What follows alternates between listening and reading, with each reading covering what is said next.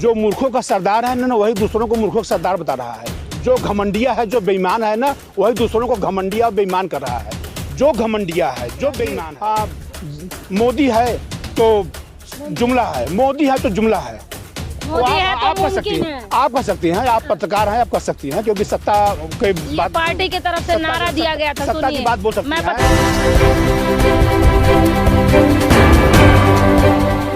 संविधान बचाने के लिए, अपना हक अधिकार पाने के लिए मैं यह भूखा सत्याग्रह उत्तर प्रदेश के जनपद भदोही के सशक्त समाजवादी पार्टी के राष्ट्रीय कार्यालय नागमलपुर से यह कार्यक्रम में चालू किया हूँ। आज 1073 दिन मुझे भूखा सत्याग्रह करते हुआ, और केंद्र सरकार और इतनी तानाशाह हो गई है कि यहाँ पे प्रोटेस्ट नहीं करने दे रही है। हमें परमिशन मिला हुआ था 2 से 5 बजे तक। हमने उत्तर प्रदेश से, देश के विभिन्न जगहों से मैंने बहुत लोगों को बुलाया था कि आप लोग आइए, संविधान दिवस पर आप लोग संविधान बचाने के लिए आप लोग एकजुट होइए। और प्रशासन जानबूझ करके 2 बजे से 5 बजे समय दिया हुआ था। जब एक दिन रह गया, कुछ घंटे रह गए, तब प्रशासन ने कहा कि अब आपका समय बदला जाता है, अब आपको ये 2 से 5 नहीं, अब आपको 10 से 1 कार्यक्रम करना होगा। हमारे कितने लोग अभी रास्ते में होंगे जो कि यहाँ पहुँच नहीं पाए। आज ये क्या हो रहा है? ये तानाशाही देश में चल रही है, तो क्या ये संविधान सुरक्षित है? आज संविधान दिवस के दिन मैं देशवासियों से कहना चाहता हूँ कि आप लोग उसी व्यक्ति को, उसी दल को, उसी प्रत्याशी को दीजिए जो संविधान को बचाने की बात करे, संविधान का संरक्षण करे और संविधान के मुताबिक कार्य करे। संविधान बचाने की बात करें, लेकिन संविधान की रक्षा तो प्रधानमंत्री स्वयं करते हैं। संविधान की धज्जियां उड़ा रहे हैं प्रधानमंत्री नरेंद्र मोदी इस समय, और 2014 से वो धज्जियां उड़ा रहे हैं संविधान की। लोगों को लाइन में खड़ा करके जो मरवा दे, प्रजातंत्र में, सत्ता में, लोकतंत्र में जो लोगों को लाइन में खड़ा कर दे रातों रात और उसको घरों में कैद कर दे रातों रात, यह ऐसा ये संविधान के मुताबिक नहीं है। यह संविधान स्वतंत्रता की बात करता है और समानता की बात करता है, सबको एक सूत्र में बांधने की बात करता है। लेकिन तानाशाह प्रधानमंत्री पूरे देश को बांटने का काम कर रहा है। ये आरक्षण की मांग कर रहे हैं, तो आरक्षण तो पहले से ही प्रावधान में है।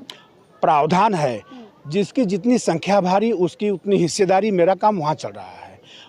जो जिस संख्या में है, इतनी संख्या है पिछड़े वर्ग की 60 से 65%, और आज भर्तियां हो रही हैं सभी विभागों में उच्च पदों पर, और उनका कहीं पर भी पोस्टिंग नहीं, कहीं नेतृत्व नहीं, कहीं प्रमोशन उनको जगह नहीं, कहीं प्रमोट नहीं। तो सबसे बड़ी आबादी का, देश के सबसे बड़े आबादी के जो है साथ अन्याय हो रहा है, यह स्वीकार नहीं है। उसी के तहत मैं 1073 दिन से ये भूखा सत्याग्रह सशक्त समाजवादी पार्टी के बैनर तले में करता चला रहा हूँ, देश के लोगों को हक अधिकार दिलाने के लिए। और यह जो हिंसा इसमें बढ़ी हुई है, जो आज महंगाई बढ़ी हुई है, जो बेरोजगारी बढ़ी हुई है, जो आज असमानता बढ़ी हुई है, वो जिम्मेदार सिर्फ भारतीय जनता पार्टी है, जो झूठा आश्वासन दे करके, गलत बयानबाजी करके सत्ता काबिज कर रहा है, धर्म की बात करके सत्ता काबिज कर रहा है। ऐसे तानाशाह प्रधानमंत्री को देश में रहने का, पद पे रहने का कोई अधिकार नहीं है। क्या करेंगे आप लोग? प्रधानमंत्री कह रहे हैं कि जनता का विश्वास है, एक बार फिर आएंगे 24 में। ऐसा है, जनता महंगाई से, बेरोजगारी से, हिंसा से, सभी परेशानियों से त्रस्त है।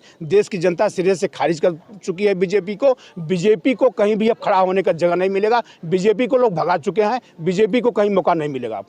कहाँ भगा रहे हैं? लोग सम्मान कर रहे हैं, रैलियों में जा रहे हैं और बयानबाजी कर रहे हैं। पर सुनिए, राहुल गांधी को मूर्खों का सरदार भी बता दिया।